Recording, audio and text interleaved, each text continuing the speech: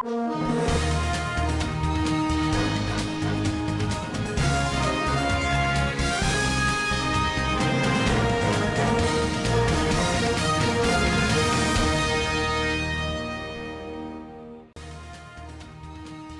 hails High Court's ruling affirming Matawale as Zamfara State Governor. Former Borno State Governor Alimudu Sharif commiserated with Governor Matawale over recent bandit attack in Zamfara State. Reps panel summoned Fashola, Anthony, Bisola and others to appear before it. On business, Ipman apologizes to public over adulterated food in circulation. And on the international scene, Nigeria to spend 92% of 2022 revenue in debt servicing. And in sports, ex-Super Eagles star delighted after Iguivon among the Eagles appointment. Hello there, welcome to Standard Voice News Channel. I'm Foze Ibrahim. The All Progressive Congress has hailed Monday's Federal High Court judgment affirming Alhaji Bello Muhammad Matawale as the governor of Zamfara State. The Federal High Court Gusau the Judicial Division in dismissing the suit challenging Governor Bello Matawale as governor of Zamfara State upon his defection from the People's Democratic Party to the All Progressive Congress, said the whole case was devoid of merit. Miwa, Counsel to His Excellency Alhaji Dr. Bello Mohammed Matawale and APC. Yes, there was a fine of 1 million naira for each of the defendants against the plaintiff. And there are 5 defendants who are Alhaji Dr. Bello Matawale, Barrister Mahadi Aliu Gusau, All Progressive Congress, Independent Electoral Commission, and Attorney General of the Federation. These were the defendants, and they were awarded cost of 1 million naira each against the plaintiffs. In a statement signed in Abuja by the APC Caretaker Extraordinary Convention Planning Committee, Senator John James said, based on the judgment made, the court held there is no provision in the 1999 Constitution which stated that a governor will lose his seat whenever he defects from another party other than the political party upon which he was elected. It also stated that Governor Bello Muhammad Matawale has the right to assembly and association with respect to joining or belonging to a political party in exercise of his right of freedom of association granted under Section 40 of the 1999 Constitution. He can defect from any party of his choice and still maintain his seat as the governor of Zamfara State. Senator John James, who represented the national chairman of the APC National Caretaker Committee, Governor Maimala Buni, said the party held the judiciary for again defending the Constitution and the popular mandate of Alhaji Bello Muhammad Matawale as the governor of Zamfara State. Former Borno State Governor Senator Alimudu Sharif has commended the efforts of Governor Bello Matawale in fighting armed banditry and other heinous crimes in the state. Senator Alimudu paid a visit to Governor Bello Matawale at the Government House Gusau on Tuesday to commiserate with the government and people of Zamfara State over the loss of lives and properties arising from activities of bandits. The senator hailed Governor Matawale for the infrastructural development recorded in the state. He said the governor has changed the fortune of Zamfara State by transforming the state to an enviable position within a short time. He informed the governor that the vision and tenacity put in place has resulted in the success being recorded in fighting terrorism and the upliftment of the people of the state. For me to come and commiserate with the government and people of Zamfara State. Your Excellency, what was happening or what has happened in Zamfara State is most unfortunate, and we thank God that at this time you are the governor of Zamfara State.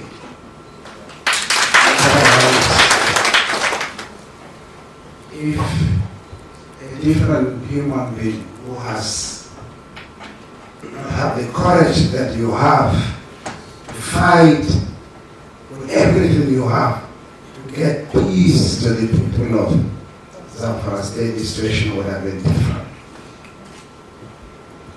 I honestly and sincerely wanted to thank the people of Zamfara State for, and also wanted to definitely to tell them that they are very lucky people at this time in time. Because His Excellency Bello Matoli is 24 hours working with Abuja, working with the security agencies to make sure that this state is peaceful. Responding, Governor Bello Muhammad Mataule thanked the former Borno State Governor and APC chieftain for finding time to visit Zamfara State to commiserate with the people and government despite his tight schedules. Excellency, we are short of words to express our sincere appreciation for this visit. Since when this episode happened, you called me more than 10 times from the secretary. And I was away to Abuja, to the Niger Republic, that I was sent by Mr. President. I was in jail when you called me again that you intend to come to the President State, which I informed you I'm out of the country. When I come back, the day I left Gusau again, you called back that, okay, if I will tell you, prepare your flight, you are coming to Gusau. This is a story. I'm not at home. I'm on my way from Abuja. I was in Abuja.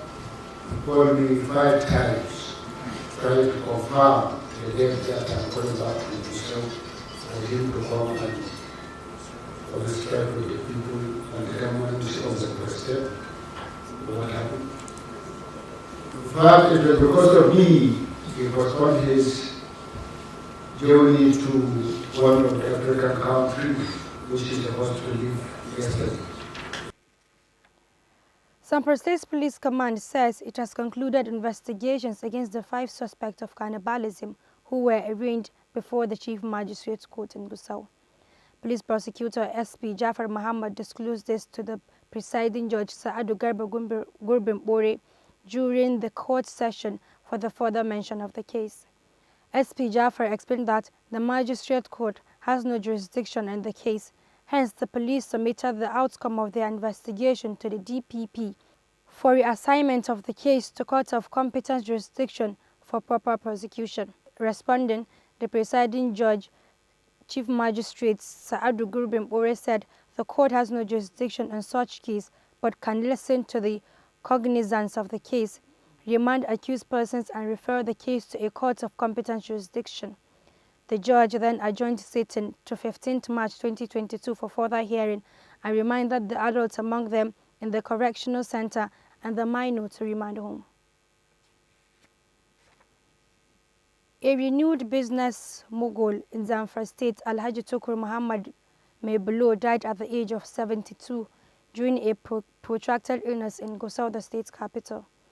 Late Tukur Mebolo has been laid to rest at his personal residence in Gusau as he planned and directed during his lifetime. Alhaji Tukur Mebolo died in the early hours of Tuesday, leaving behind 3 wives, 25 children, 10 male, 10 females and many grandchildren. Late Tukur Mebolo, a junior brother to General Aliyu Muhammad Gusau, retired, was a high-profile businessman and a philanthropist who owns a popular and first shopping complex in Gusau, Polo Shopping Complex, Bebeji Plaza, Abdullahi Plaza and Magizawa Plaza. Sheikh Bashiru Saadu Rabi'a held the funeral prayer, which was attended by the state deputy governor, Barrister Mahdi Aliyu Gusau, Colonel Bala Mandi, retired PDP chairman Zamfara State, politicians, businessmen, traditional and religious leaders, among others. The Public Accounts Committee of the House of Representatives on Tuesday gave 4 ministers and their permanent secretary, as well as their head of Finance and Procurement Department, a 7-day ultimatum to appear before it or have the relevant law invoked against them. The affected ministers are Rauf Arabisola, Interior, Ali Pantami, Communication and Digital Economy, Prof. Oshagi Ehanire, Health, Sharon Ekezo, Environment, and Babatunde Fashola, Works and Housing. The chairman of the committee, Awolowe Oke, issued the threat and summoned that the investigative hearing held on Tuesday over the alleged refusal by the ministers and officials of their ministries to respond to audit queries issued by the Office of the Auditor General of the Federation over the years. Mr. Oke said Arabisola should appear along with the Permanent Secretary of the Ministry and the Comptroller General of the Nigerian Security and Civil Defense School and the head of Federal Fire Service. The chairman asked the clerk of the committee to immediately dispatch the notice of the summon to the affected ministries and be officially copied to the Secretary of the Government of the Federation, Boss Mustafa, Minister of Justice and Attorney General of the Federation, Abakar Malami, and the Chief of Staff to the President, Ibrahim Gambari, respectively. He said the lawmakers had been forced to report to the affected officials to the presidency, being their employer, after several failed attempts to make them to respond to the said audit queue. The Chief Justice of Nigeria, Justice Ibrahim Tanko Muhammad, tackled the Minister of Justice and Attorney General of the Federation, Abakar Malami, over comments bordered on justice delivery and budget spending. The CJN reacted via a press release dated February 8, 2022 by his senior special assistant on media, Ahuraka Yusuf Isa in Abuja. According to the CJN, the position of the minister that the judiciary be held responsible for delay in the trial and delivery of judgment in corruption cases involving politically exposed individuals appears to be one-sided. The AGF had well given reasons for it on the founding of the judiciary. The federal government said a few weeks ago at the Nigerian Bar Association Justice Sector Summit 2022 in Abuja, blamed the judiciary for not being transparent in the spending of budget allocated to each fiscal year. In the statement, the CJA noted that the judiciary has refrained from joining issues all the while because it is waiting for the right time to the fact. The judiciary, he stated, further prepared its budget estimates for capital, overhead costs of personnel costs according to the ceiling, needs and priority of the federal government. The Senate approved the establishment of 6 new campuses of the Nigerian law schools across the 6 geopolitical zones in the country. The approval of the additional law schools were sequel to consideration of Senator Opeyemi Bamidele, O Progressive Congress APC Ekiti Central, led Senate Committee on Judiciary, Human Rights and Legal Matters and the Legal Education Act Amendments Bill 2021. The Senate approved the Jos Law School Campus Plateau State and Kaba Law School Campus Kogi State for the North Central Geopolitical Zone. The Chamber also approved Yola Law School Campus Adamawa State and Maiduguri Law School Campus Borno State to serve the Northeast Zone. In the Northwest, the Senate approved the Kano Law School Campus Kano State and Arugungu Law School Campus Kebbi State. In the Southeast, the Chamber gave approval for Enugu Law School Campus and Ikeja Law School Campus Anambra State. The Senate equally okayed the Yenegoa Law School Campus Bayelsa State, Port Harcourt Law School Campus River State, and Orogun Law School Campus Delta State for the South-South Zone. In the Southwest, the Chamber approved the Lagos Law School Campus Lagos State and Ilawi Law School Campus Ekiti State, and the Bawari Law School Campus Abuja remains exclusively for the Federal Capital Territory. The new approved law schools, in addition to the 7 existing ones, bring to the total number of law schools in the country to 13, excluding that of the Federal Capital Territory. The Comptroller General of Customs, Colonel Hamid Ibrahim Ali, retired, has approved the deployment of 37 comptrollers to various units, departments and command across the country. Deputy National PRO for Comptroller General of Customs, DC T. Bamude, disclosed this in a statement made available to newsmen on Tuesday.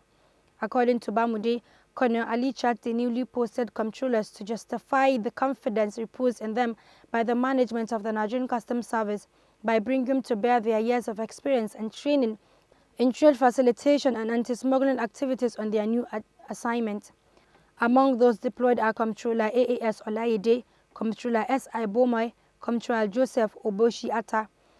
Others are Comptroller B.A. Ojoyebo, Comptroller A. Dapa Williams, Comptroller M.A. Umar, Comptroller K.C. Ogo, Comptroller L.M. Mark, Comptroller T. Tacho, Comptroller A.A. Umar, Comptroller M. Ensakwa, Comptroller A.C. Oyalogo, and Comptroller K.D. Olisanmi, among others. Mr. Bamude said the Comptroller General reiterated the need for all area controllers and unit heads to take full charges of the affairs of their command by ensuring absolute compliance with excellent fiscal policies while leveraging on the effective management of data to optimize trade facilitation and revenue collection. He stated that the deployment of the Comptroller takes immediate effect. And on business, over to Mercy Mangal. Audio Jungle.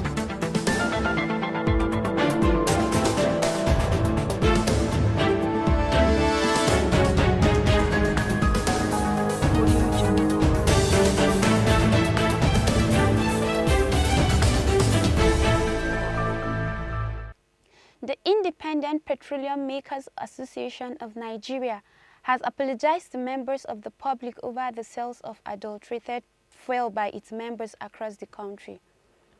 IPMAN Chairman, Kano Chapter, Alhaji Bashir Domalam made the apology in a statement issued on Tuesday. Newsmen report that the federal government, through the Nigerian Midstream and Downstream Petroleum Regulatory Authority on Tuesday, said petroleum with methanol quantities above Nigerian specifications was discovered in the supply chain. The government said the supply had been identified and appropriate sanction will be applied. Alhaji Bashir Domalam said the union found it necessary to apologize to the members of the public after it was discovered that the fuel its members purchased from Lagos, Warri and other places was adulterated without their knowledge. He, however, blamed government officials who worked in the laboratories for not alerting their members on the adulterated products. According to him, the officials working in the laboratories have the mandate to dictate adulterated products as well as to alert its members so as not to purchase the commodity and sell to the public. I am Mangal Mercy Ilya. Many thanks for watching and do have a lovely day.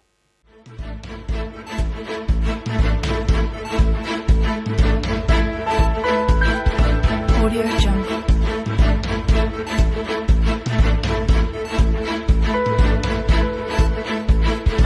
Audio Jungle.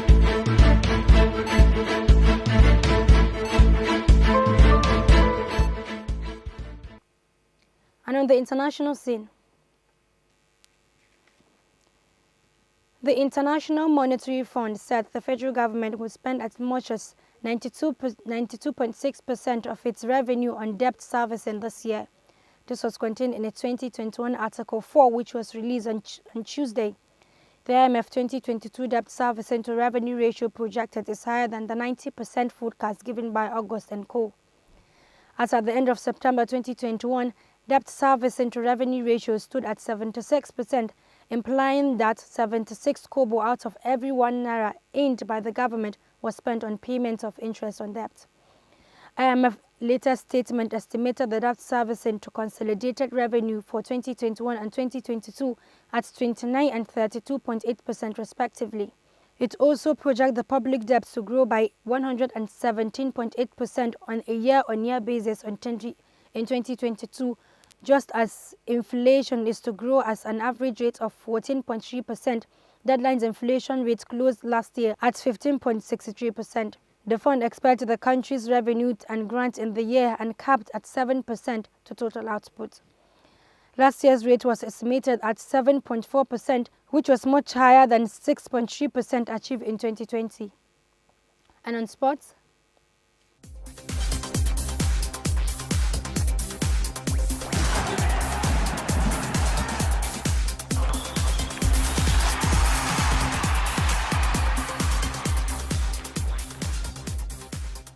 some ex-internationals have expressed delight over the Nigerian Football Federation's decision to retain Austin Eguavoen as the interim coach of the Super Eagles, while also bringing in Emmanuel Emunike as the first assistant. The NFF, in a statement, announced the reconstitution of the technical crew, with Eguavoen remaining as the technical advisor and former Flying Eagle coach Amenuku drafted in as immediate assistant to Eguavoen. The announcement, however, quenches speculation surrounding the future of the Eagles head coach job after NFF President Amejo Pinnack announced that the federation was in talk with Portuguese Jose Peseiro to take over the job following the sacking of Ghana's draw last December. Despite the three-time African champions crashing out in the round of 16 at the just concluded African Cup of Nations in Cameroon, fans and stakeholders alike urged the NFF to retain Iguavon following the team's impressive display in the group stage of the competition. That has been the news from Standard Voice Television. To end the news, a quick look at the major headlines. APC hails High Court ruling affirming Matawale as Zamfara State Governor. Former Borno State Governor Alimudu Sharif commiserated with Governor Matawale over recent bandit attack in Zamfara State. Reps panel summoned Fashola, Antony, Aaron Bisola and others to appear before it. On business, Ipman apologizes to public over adulterated fuel in circulation. And on the international scene, Nigeria to spend 92% of 2022 revenue in debt servicing. And in sports, ex-Super Eagles star delighted after Iguavon among the Eagles appointment. That's the news. Thanks for watching. I'm Foze Ibrahim. Do have a nice day.